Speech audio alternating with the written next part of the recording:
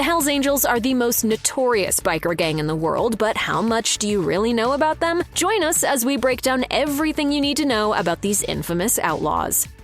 Drug trafficking, a conspiracy conviction, murder accusations. The life of Hells Angels motorcycle club founder Sonny Barger was full of stuff most of us have only seen on TV. Sonny Barger was born in Modesto, California on October 8, 1938. From an early age, his life was filled with turmoil. TMZ reports that when Barger was only 4 months old, his mother abandoned him and his alcoholic father was left to raise him. According to the Daily Mail, the family later moved to Oakland sometime when he was still a child. During his school years, Barger began to get into trouble. At one point, he was suspended after an altercation with a teacher. Barger decided to drop out of school in the 10th grade and join the Army. Considering that he was only 16, he provided the Army with a forged birth certificate, TMZ reports. A year later, he was caught and Barger was honorably discharged. In his autobiography, Hells Angel, The Life and Times of Sonny Barger and the Hells Angels Motorcycle Club, he wrote that he established the Oakland chapter of the Hells Angels not long after returning home. Prior to this, Barger had joined his first motorcycle club in 1956. However, he opted to start his own as he said he felt no brotherhood in the group. The Independent notes that Barger had formed the Oakland Hells Angels by 1957 and became the organization's impromptu leader. There were already Hells Angels chapters in other California cities, so Barger decided that it was best that each chapter of the group be affiliated with each other and function under the same rules. Well, I should say the notoriety started after I got in the club. Far Out magazine reports that the Hells Angels and Barger have long been accused of promoting a lifestyle that is riddled with crime and debauchery. As the Independent explains, Barger quickly became infamous for his tough guy persona and his run-ins with the law. In his 1989 book, Hells Angels, 3 Can Keep a Secret If 2 Are Dead, author Eve Levine writes that 29-year-old Sergio Winston Aguero was shot dead and his house was set on fire after selling the group bad drugs. The New York Post reports that in 1972, Barger and 3 other members of the Hells Angels were acquitted of his killing. According to the Daily Mail, Barger has faced a slew of other legal issues. In 1979, he was charged with violating the Racketeer Influenced and Corrupt Organizations Act. Barger was acquitted.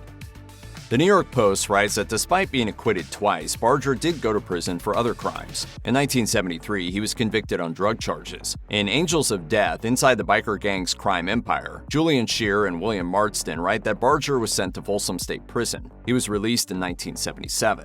In 1987, Barger was arrested after an FBI raid found weapons and explosives. The AP reports that after a 12-week trial, Barger and other Hells Angels members were found guilty of conspiracy. Prosecutors argued that they were planning an act of retribution in Louisville, Kentucky. According to the Daily Mail, Barger and the Hells Angels wanted revenge for the death of fellow member John Cleve Webb. According to the New York Post, the authorities contend that the explosives would be used to kill, maim, or threaten. Barger was also convicted of stealing a government manual. Despite his conviction, he told the Associated Press, "I think it was a devastating blow to the government, and I couldn't be happier with the verdict, except if I had been found innocent myself." In Angels of Death, Scheer and Marsden write that Barger spent 59 months in prison in Phoenix, Arizona, and was released in 1992. According to Angels of Death, Barger undoubtedly abetted the Hells Angels with the creation of a booming drug business. Barger and other members were heavy drug users themselves. When he was charged with racketeering, he admitted, according to the book Hells Angels, 3 Can Keep a Secret If 2 Are Dead, that he used and sold drugs, including heroin. However, he noted that these were his personal affairs and did not represent the rest of the Hells Angels. I'm saying we're not guilty of everything that people read about us. The New York Times reported that Barger was charged with racketeering in the first place because it was believed that he and the Angels were trafficking drugs. Although he was acquitted, the New York Times writes that Barger was later charged with possessing heroin and cocaine. In his autobiography, he acknowledges that drug use in the group was rampant. Barger wrote, "I snorted so much coke I didn't know what I was doing from one moment to the next." Moreover, he blamed his cocaine addiction for his legal troubles. He added, "My cocaine mood swings got me into a lot of deep criminal shit and would ultimately land me in Folsom Prison." Barger died of liver cancer on June 29, 2022, but he had been battling various cancers for a long time. Distractify reports that he was first diagnosed with throat cancer back in 1982. The Daily Mail reports that he had to have his vocal cords removed. According to his autobiography, he lost the ability to talk due to the surgery. A hole was made in his throat to allow him to speak. This resulted in a rough and growly voice. It's believed his throat cancer stemmed from Barger smoking 3 packs of Camel cigarettes daily for 30 years. Somebody asked me a while back, what's the best thing that ever happened to you? And I said, I woke up this morning. According to Us Magazine, in 2010, Barger was diagnosed with prostate cancer. Barger recovered after his prostate was removed. Besides being a Hells Angel, Deadline writes that Barger was also an actor and starred in a few episodes of Sons of Anarchy. Additionally, Barger wrote several books about his life and adventures with the Hells Angels. After his death, he released a goodbye message on his Facebook that read, "Keep your head up high, stay loyal, remain free, and always value honor." According to TMZ, Barger is survived by his wife, Zorana. The Hells Angels aren't just known for their leather jackets and loud Harleys. From a psycho serial killer to a biker taking pleasure in dismemberment, these members have committed some of the most gruesome crimes imaginable. Several members of the Hells Angels have killed people, but Yves Apache Trudeau is a particularly notorious case. He was a professional assassin who claimed to have killed dozens of people. Trudeau was already a biker and a murderer when he joined the Hells Angels in 1977, and as crime writer James DeBrode told Vice, he quickly developed a scary reputation. DeBrode told the outlet, he had absolutely no conscience, no respect for human life at all. Trudeau's methods of murder ranged from knives to bombs. As his infamy grew, he started killing people for numerous different criminal organizations, even murdering his own kind when the situation required it. The increasing tensions between various criminal groups and Trudeau's hitman role eventually painted a target on his back. While he narrowly avoided becoming one of the victims of a brutal mass murder known as the Lennoxville Massacre, he was expelled from the Hells Angels.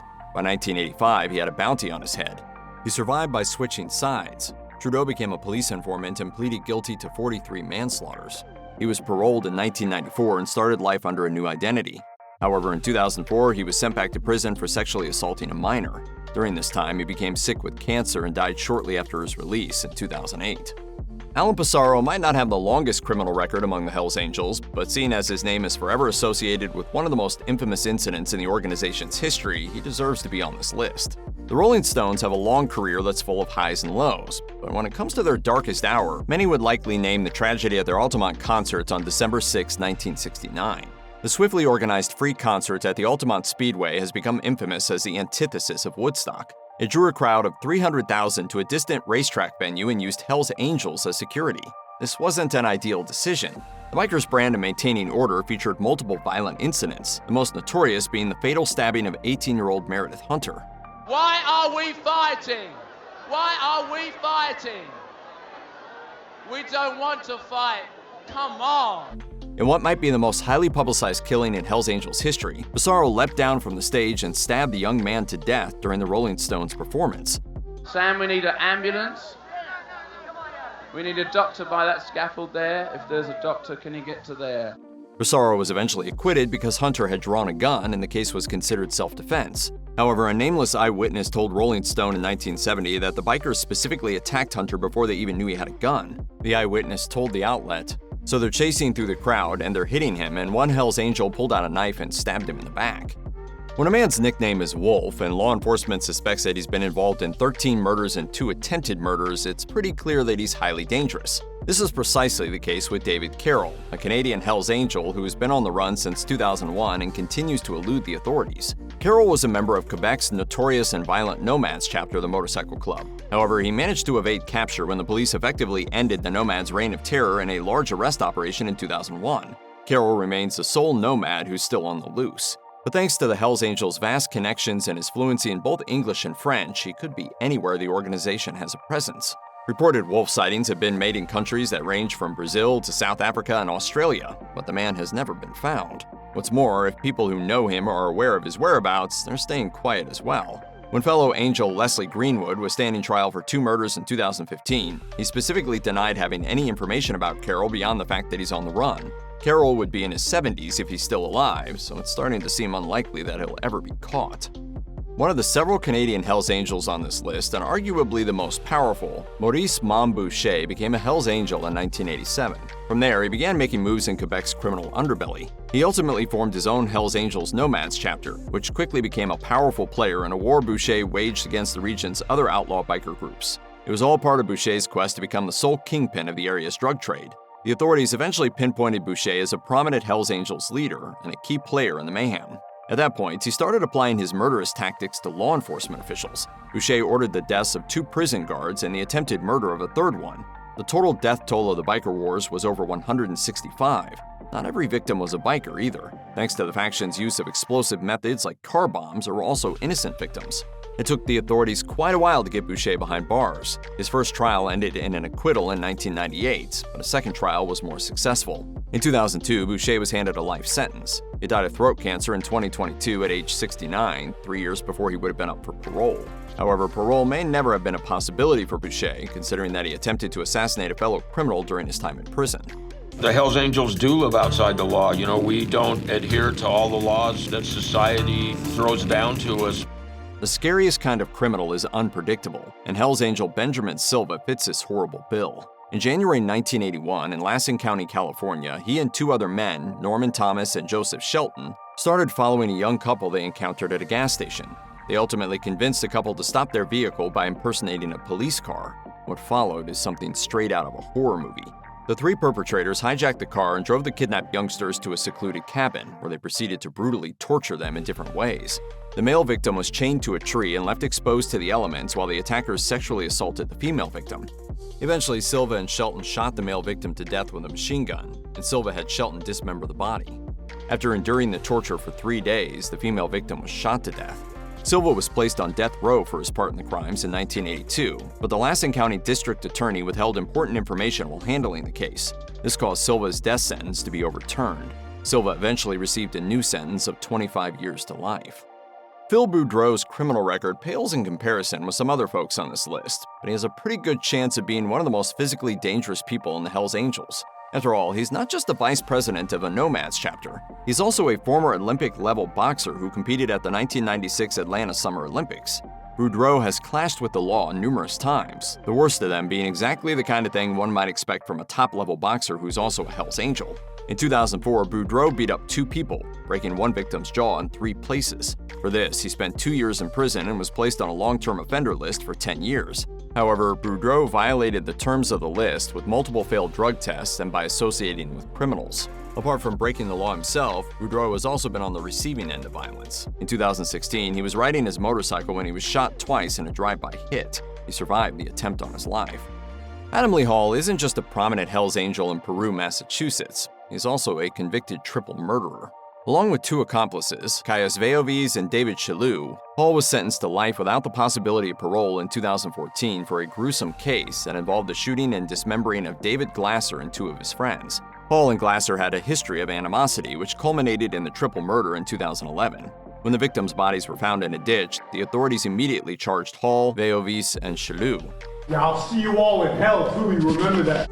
The case proved to be a difficult one. Hall already had a history of unconventional legal strategies, having unsuccessfully attempted to become an FBI informant in a previous case. He ended up wrecking his relationship with his defense attorney by discussing the lawyer's tactics with the police, and even after the conviction, he attempted numerous ways to get a retrial. However, his sentence has become shorter since 2014.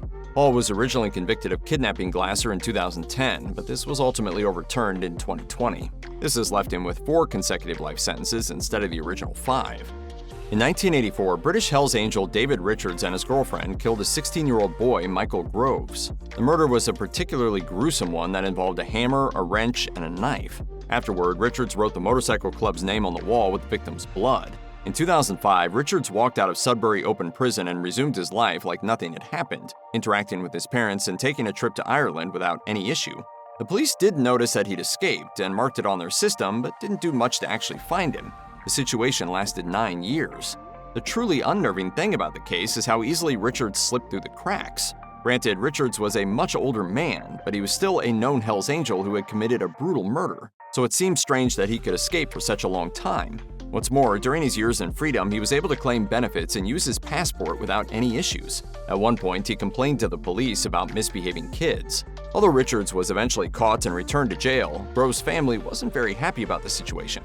The victim's sister, Louise Boll, told The Standard, "This man was living a normal life, having brutally killed my brother, and it seems the police did nothing to recapture him. Michael was a lovely boy, and he was just starting out in life." Sometimes just driving in the wrong vehicle is enough to earn the ire of a notorious motorcycle gang. From hiding bodies in concrete to killing entire families, these are the worst crimes ever committed by the Hells Angels. It took more than a decade for Hell's Angel Thomas Nesbitt to be brought to justice in Nebraska for the 1975 murder of 19-year-old Mary Kay Harmer. Harmer was a former high school friend of Kathleen Ray, who lived with Nesbitt. On November 30th, Ray invited Harmer and her roommate Gayla Jorgensen to what she described as a housewarming party. Nesbitt was waiting at the house, and after the women arrived, it wasn't long before Ray and Jorgensen left, leaving Harmer alone with the biker. Details are sketchy, but it was outlined in court documents that Nesbitt later admitted to Ray and his next-door neighbor Wayne Bieber that he may have sexually assaulted Harmer. Nesbitt decided to kill her rather than risk the chance of her going to the authorities. Bieber later testified that he burned Harmer's clothes, and the trio wrapped her body in carpet before dumping it in a manhole in an unfinished housing development. When Harmer's skeletal remains were found 9 years later, forensic investigators were able to determine that Nesbitt had unsuccessfully attempted to dissolve her body with lye before disposing of it. Nesbitt was convicted of murder in 1986 and sentenced to life in prison. In 1971, a group of Hells Angels descended into New York City for the funeral of Jeffrey Coffey, one of their own who had been killed in Ohio a week earlier. While in town, several of the men decided to order some new leather from Eugene Pritzert, who owned a leather goods store in the East Village. When they returned to pick up their order, they were told that it wasn't quite ready yet, and that's when all hell broke loose. The gang of 8 men began beating up Pritzert, and then a new target happened upon the scene, a 17-year-old female friend of the proprietor who was in town visiting him from California, and who had been napping in a back room. For 6 hours, the men guarded Pritzert while beating and sexually assaulting the girl, until Pritzert finally managed to escape and alert the police. All 8 men fled the scene, though they were later identified in a lineup by their young victim. They were slapped with a series of charges that included sexual assault, criminal trespass, and unlawful imprisonment.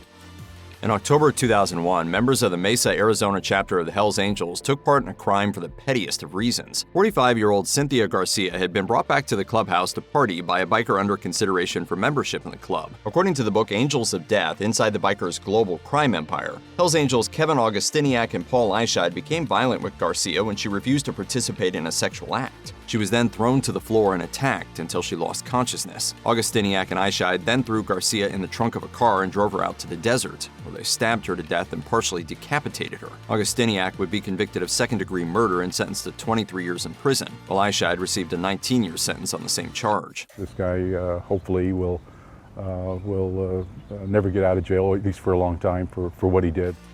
The 1977 quadruple murder that took place in the rural town of Gaston, Oregon might never have been solved if not for its sheer brutality. Young children were killed in cold blood, an act savage enough to make Hells Angels break their own code of conduct and become informants. In August of that year, 24-year-old Margot Compton was killed for the transgression of testifying in a pimping trial against Hells Angel Otis Garrett, for whom she had served as a sex worker. Compton wasn't simply killed, though. Instead, her killer, Angel affiliate Robert McClure, first forced her to watch as he coldly executed her 19-year-old friend Gary Sesslar and her 6-year-old twin daughters. McClure and Garrett weren't convicted of the murders until 1994 and 1995, respectively. Their convictions happened thanks to the cooperation of inmates who had heard McClure's boast about the crime while he was in prison for other offenses. The 2 men received identical sentences of 4 consecutive life terms in prison.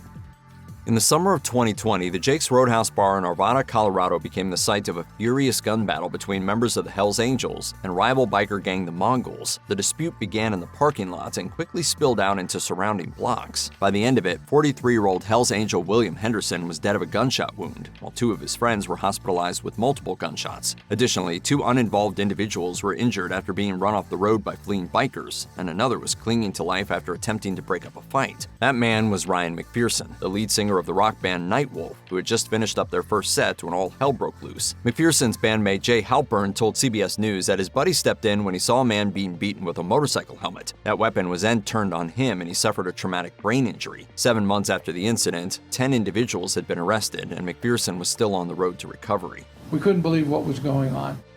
Hells Angels member Robert Garceau and his girlfriend Maureen Bautista were involved in the manufacture of methamphetamine, and the relationship was a volatile one. In the summer of 1984, Garceau became suspicious that Bautista was thinking of revealing his location to Eddie Nash, a drug dealer to whom Garceau was indebted. Then in September of that year, Garceau's suspicions apparently overtook him, and he stabbed Bautista to death at her apartment in front of her 14-year-old son Telesforo, before turning the knife on the boy as well. He and several accomplices then smuggled the bodies out in a dresser and concealed them under freshly poured concrete. While no physical evidence linked Garceau to the crime, he reportedly blabbed about it to anyone who would listen. He was eventually convicted of first-degree murder and sentenced to death. He died of cancer while on death row in 2004 at the age of 58.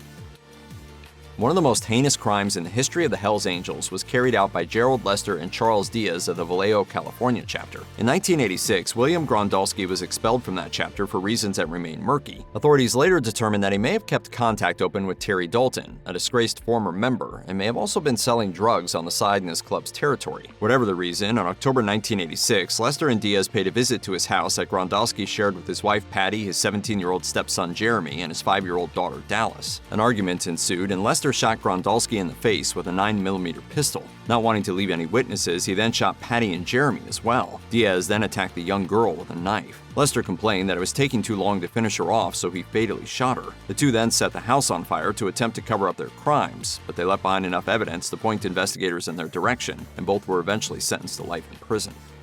In February 1988, Sandusky, Ohio music store manager David Hartlaub was found shot to death beside his van. He had arrived at a bank to make his nightly deposit, and at first it appeared like a robbery gone wrong. But then, police discovered that the deposit bag containing about $4,000 in cash hadn't been touched. The trio of men responsible were affiliated with the local Hells Angels chapter, but their targeting of Hartlaub was a tragic case of mistaken identity. The men were attempting to eliminate a member of the rival outlaw gang as payback for the shooting of one of their own a year earlier. That man coincidentally happened to drive a van that was identical to Hartlaub's. This misidentification led to the Hells Angels shooting Hartlaub with a 9mm pistol inside his van. One of the perpetrators suffered a ricochet wound in the process, causing him to leave bloodstains that served as evidence. Stephen Wayne Yee, Mark Verdi, and John Ray Bonds were all convicted of conspiracy to commit murder and federal firearms offenses. And there's really very little that a defense attorney can say when faced with a case like that.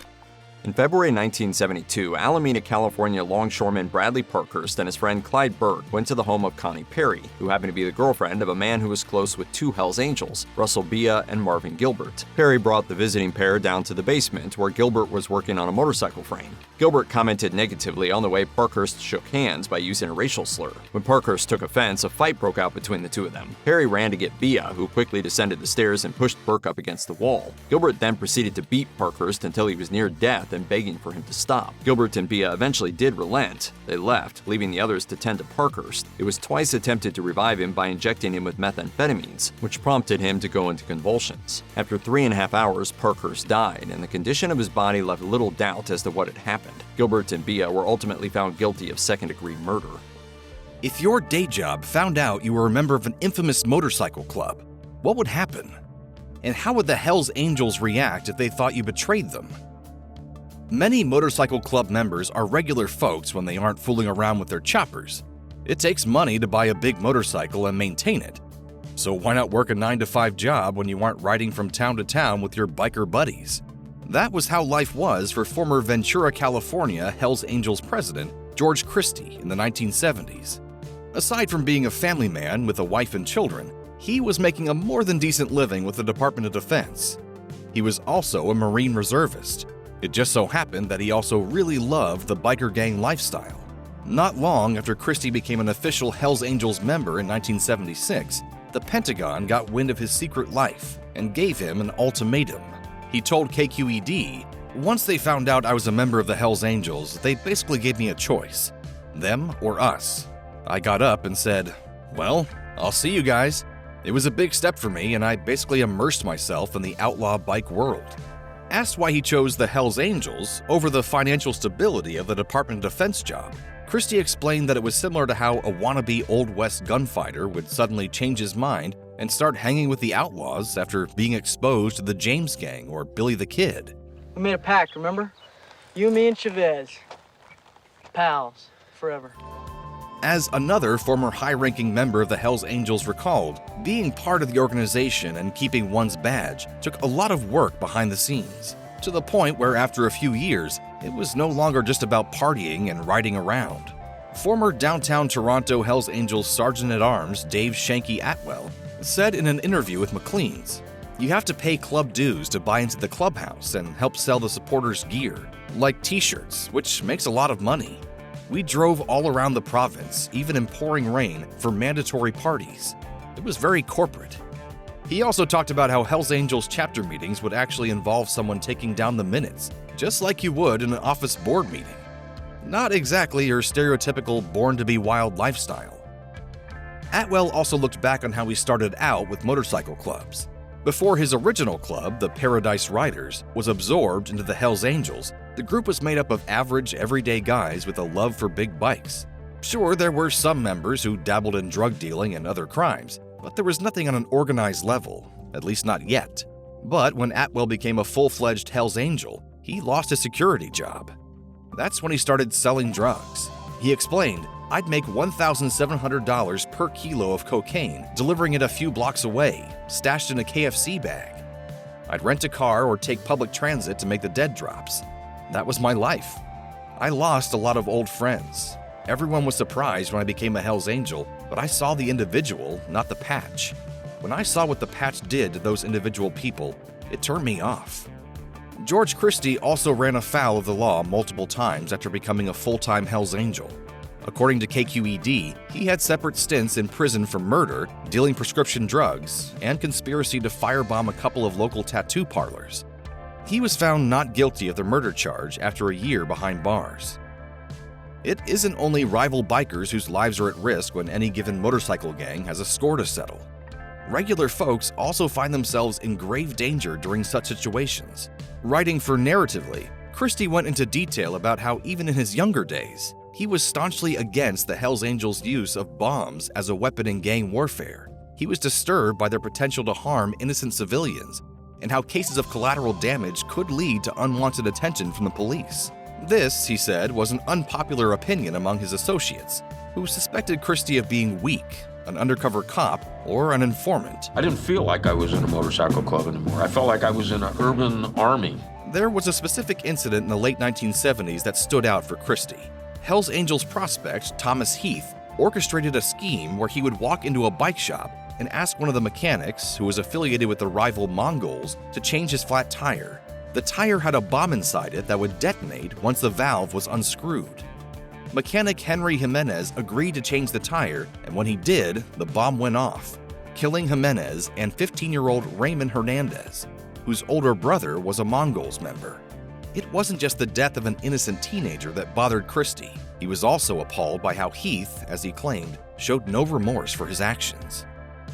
Members of the Hells Angels and other biker gangs frequently run afoul of the law, and it's not uncommon for them to even go into hiding. However, Christie also admitted that during his time with the Ventura Hells Angels, it wasn't the cops he was most worried about. It was the members of his own club. He told KQED, "It got very, very vicious, and you didn't know who to trust or who not to trust. I think that the mere fact that I took the position that my former associates had become people I would have rebelled against is the main reason I left." Dave Atwell revealed that Angels trying to get their gangmates kicked out over petty things happened often while he was with his chapter in Toronto. He told McLean's that jealousy ran high between the less privileged members of his chapter and the richer ones. Following his departure from the Angels, Christie was rumored to have become an informant to the FBI, an accusation he strongly denied. He received a phone call informing him that he was excommunicated from the Angels and not allowed to talk to anyone. He said, And he tells me, you know what? We've changed our status. You're now out bad with no contact. Being out bad was difficult for Christie. It meant that members who he considered friends and family could no longer interact with him. He compared leaving the club to a divorce, saying, "At first, everyone wanted to be amiable. They weren't happy about my decision, but they understood it. As things progressed, it became aggressive, and it was hard to take." In 2016, Christie released a book titled Exile on Front Street: My Life as a Hells Angel and Beyond. In it, the former Hells Angels member recounts the story of how he went from being a former Marine to part of the world's biggest motorcycle club. He explains his time with the Hells Angels and what happened in his life after he left. He was called a coward, rumors circulated about him, and he even served prison time for a conspiracy charge, according to Gangsters Inc. Not all who leave the Hells Angels have the same experience as Christie, though. Believe it or not, there are those who can leave the club in good standing. One of them is David LaBrava, who became famous for playing Happy Loman in the crime drama series Sons of Anarchy and later Mayans. LaBrava was initially brought onto the show as a technical advisor for an accurate depiction of a motorcycle club, according to One Percenter Bikers. But after meeting with the show's creator, he was given a role. LaBrava was a member of the Oakland chapter of Hells Angels. In 2008, he was arrested for misdemeanor and drug possession charges. After years with the club, he decided to leave in 2019. announcing his departure in an Instagram post. He wrote, "I want to say I am no longer a member of the largest motorcycle club in the world, the Hells Angels MC. The only club I'm a member of now is the human race." LaBrava went on to say that he left in good standing and it was his own decision, adding, "I am no longer a patch holder. I am no longer in the patch holding set. I am now what is considered to be a civilian." LaBrava thanked the Hells Angels for his time with them, and it seems that his departure was cordial. Harley-Davidson motorcycles have long been associated with motorcycle gangs, particularly the Hells Angels. To me, that's the spirit of Harley, hitting the road and just feeling it. There are a few rules that Hells Angels members have to follow. According to 1% Bikers, one of the requirements of being part of the gang is owning a Harley-Davidson. There may be rare exceptions to the rule, but generally, members are encouraged to use the American brand, even international members. Buell, which is also owned by Harley-Davidson, is also an acceptable motorcycle. According to Hot Cars, members are also expected to have a Harley-Davidson that's at least 1,000 cc's, although the model is entirely up to the member's budget and preference. Harley-Davidson was established by friends William Harley and Arthur Davidson in 1903 in Milwaukee, Wisconsin. The very first motorcycles produced by the company looked like bicycles fitted with engines. The company steadily grew throughout the years, and in 1918, about half of the Harley-Davidson motorcycles manufactured were purchased by the military to be used in World War I. The motorcycles were used on the front lines of war, and according to Riding Vintage, they came equipped with mounts for machine guns. The brand's popularity soared, and by 1920, Harley-Davidson had more than 2,000 dealerships in 67 countries. When World War II began, the motorcycle company manufactured the Harley-Davidson WLA, which was built according to the needs of the U.S. Army. Between 1941 to 1945, approximately 90,000 units of Harley-Davidson WLA models were built for the explicit use of military personnel. Units were also sent to allied countries, such as Canada, Australia, and Great Britain. The brand became a symbol of freedom after manufacturing motorcycles for use during World War I and World War II. The first members of the Hells Angels were former military personnel who fought in the war, and they were extremely patriotic. For that reason, they were strongly supportive of American-made products. Unlike today, Harley-Davidson motorcycles were cheap in the post-war years. Considering they were also made in America, it was the obvious best choice for the Hells Angels. And because the Hells Angels and other motorcycle gangs use Harleys as their ride of choice, the relationship between the company and group has grown over the years. Apart from supporting the American motorcycle brand, Hells Angels members also love riding the bigger Harley-Davidson motorcycles for the loud, rumbling sound that the engines produce. This makes them stand out while riding in groups on open roads. The bikes have a distinct sound that is recognizable to motorcycle enthusiasts, and according to How Stuff Works, the sound can be attributed to the unique design and arrangement of the cylinders. Moreover, Harley-Davidson bikes are comfortable to ride, even over long-distance travels that the Hells Angels usually go on. Most Hells Angels also prefer Harley-Davidson bikes that have simple paint jobs, as this allows them the freedom to customize the motorcycle according to their liking. Apart from the paint job, the motorcycle company also offers customization options for motorcycle parts. Some of the most popular models among Hells Angels members include the Road King, Road Glide, and Street Glide models. Bikers personalize their rides by changing handlebars to ape hangers, lowering the seat, having longer fork ends, and installing louder exhausts. To this day, Harley-Davidson remains one of the most popular motorcycle brands and has a large following that consists of not only motorcycle gang members, but motorcycle enthusiasts as well. For a few minutes on Sunday, May 17, 2015, chaos erupted at a suburban shopping center in Waco, Texas. The Washington Post reports that a biker brawl turned into an all-out gunfight at a Twin Peaks franchise just after the clock struck high noon. Members of rival biker gangs used chains, clubs, brass knuckles, knives, pistols, and even AK-47 assault rifles to go at each other's throats until the police were able to get control of the situation. Police were forced to fire their weapons. When the fighting settled, 9 bikers were dead and another 20 people were injured. Police arrested 177 people according to NPR. Waco Police Sergeant W. Patrick Swanton said of the situation, In 34 years of law enforcement, this is the worst crime scene, the most violent crime scene I have ever been involved in. In reference to the shooting at Twin Peaks, which is a capital murder. When you hear about a biker brawl, you might be quick to assume that it involved the Hells Angels. However, you'd be accused of unfair stereotyping, because bikers are also capable of doing nice things like donating to food banks and helping out in their communities. But when it comes to this particular tragedy, people are keen to find out who was responsible. As police were aware before the shootout, the rivalry that boiled over into violence in Waco that day involved several different biker gangs allied against each other. The Los Angeles Times reports that the two main rivals that day were called the Cossacks and the Bandidos. But a total of 5 different motorcycle clubs were involved in the parking lot brawl that originated in a bathroom of the restaurant. The Bandidos are an international organized crime syndicate. The Cossacks and the Bandidos both identify as one-percenters. One-percenters is a biker term that stemmed from a statement made after a motorcycle rally went sideways in Hollister, California in 1947, with the event turning violent. According to the Western Journal of Emergency Medicine, a member of the American Motorcycle Association said at the time, 99% of the motorcycling public are law-abiding. There are 1% who are not. These one-percenters apparently consider themselves to be the baddest of the bad. One unidentified Waco law enforcement official said that members of both gangs wear 1% patches on their vests to proudly display how they feel united in their lawlessness.